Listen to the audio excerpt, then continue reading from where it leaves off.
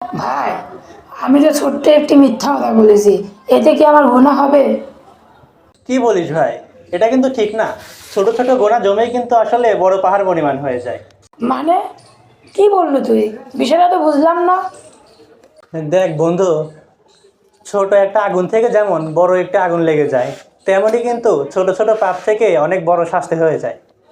এই বিষয়ে রাসূলুল্লাহ সাল্লাল্লাহু আলাইহি সাল্লাম বলেছেন, তোমরা ছোট ছোট গুনাহকে তুচ্ছ মনে করো না, কারণ এগুলো একত্রিত হয়ে মানুষকে ধ্বংস করে। ইবনে মাজাহ। হ্যাঁ, ঠিক বলেছিস বন্ধু।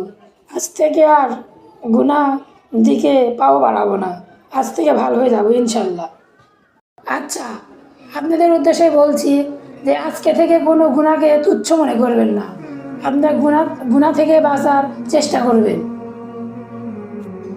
ভিডিওটি কোনো ব্যক্তি বা সমাজকে উল্লেখ করে তৈরি করা হয়নি, তাই ভিডিওটি টেনে নিজের দিকে না নিয়ে ভিডিওটি থেকে কিছু শেখার চেষ্টা করুন। ধন্যবাদ।